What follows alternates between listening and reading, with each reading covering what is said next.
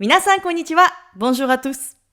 Aujourd'hui, nous allons voir la troisième utilisation de teiru, la forme durative.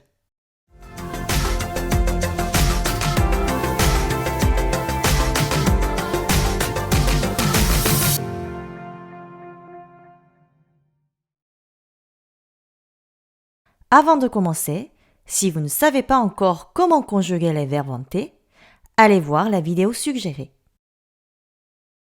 Quand on rajoute le verbe iru, imasu, après le verbe à la forme suspensive, nous appelons cette forme la forme durative. La forme durative a trois utilisations. Il s'agit d'une action qui est en train de se dérouler, d'une action habituelle et d'un état résultant d'une action accomplie. Pour comprendre les deux premières utilisations, allez voir la vidéo suggérée. Aujourd'hui, nous allons voir la dernière utilisation. Teimasu s'emploie aussi pour décrire un certain état, c'est-à-dire un état résultant d'une action accomplie. Par exemple, le verbe suaru signifie s'asseoir. Si nous le mettons à la forme durative, suatteiru décrit le résultat de l'action, c'est-à-dire être assis. Tatsu, se lever. Tatteiru, être debout. Motsu, porter.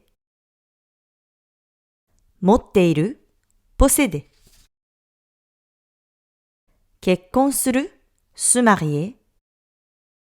Kekkon shiteiru, être marié. Okiru, se réveiller. Okiteiru, être réveillé. Neru, se coucher. Neteiru, dormir. Futoru, grossir. Futotteiru, être gros. Yaseru, maigrir. Yaseteiru, être maigre. Exemple. Michiko-san wa asoko ni suwatte imasu. Michiko-san wa asoko ni suwatte imasu. 仕事中はずっと立っています。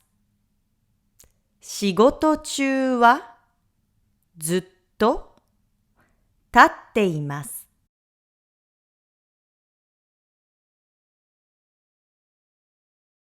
兄はパソコンを2台持っています。兄はパソコンを2台持っています。山下先生は結婚しています。山下先生は結婚しています。父はまだ起きています。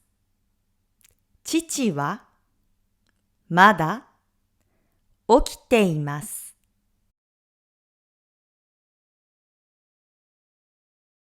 赤ちゃんが寝ていますから静かにしてください。赤ちゃんが寝ていますから静かにしてください。ひろゆきさんはちょっと太っています。ひろゆきさんはちょっと太っています。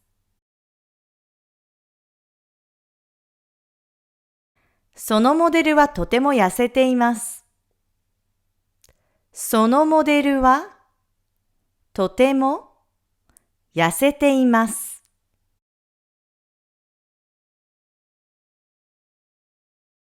Il existe aussi des verbes qui s'emploient uniquement à la forme durative lorsqu'il s'agit du présent ou du passé. Pour les verbes suivants, il vaut mieux apprendre leur forme durative directement au lieu de la forme du dictionnaire. Sumu, sundeiru, habiter. 知る、知っている、connaître.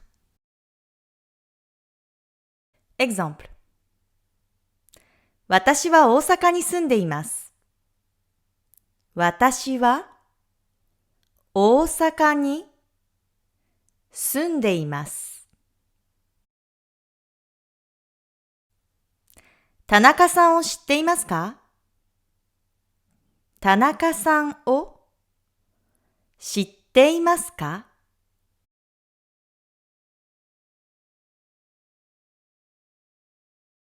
着る、履く、かける、かぶる、する、つける。Ces 6 verbes peuvent être traduits par mettre sur soi. La différence de chaque verbe se fait selon la partie du corps où nous portons les objets. Kiru s'emploie pour les habits qui se mettent en haut du corps ou qui couvrent le corps comme les t-shirts, les robes, les manteaux, etc. Haku est utilisé pour les habits qui se mettent sous la ceinture, comme les pantalons, les chaussures, etc. Kakeru est réservé aux lunettes. Kaburu s'emploie avec quelque chose qui se met sur la tête, comme les chapeaux, les casquettes, les casques, etc. Enfin, suru que vous connaissez déjà qui signifie de base faire et tsukeru sont utilisés dans les mêmes cas, avec les accessoires comme les colliers, les bagues, les masques, les cravates, etc. Ces 6 verbes, en se transformant à la forme durative, signifient porter. Kiru, kiteiru, haku, 履いている、かける、かけている、かぶる、かぶっている、する、している、つける、つけている。Exemple. あつしさんは T シャツを着ています。あつしさんは T シャツを着ています。木村さんはブーツを履いています。木村さんはブーツを履いています。数学の先生はメガネをかけています。数学の先生はメガネをかけています。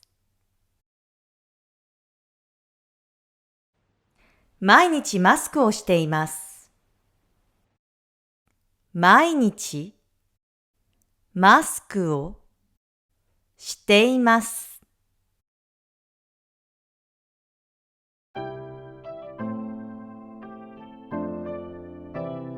Voilà, c'est tout pour aujourd'hui. Si vous avez aimé ce cours, n'oubliez pas de mettre un j'aime et abonnez-vous si ce n'est pas encore fait. 今日も最後まで見てくれてありがとうございました。また次の授業で会いましょう。じゃあね。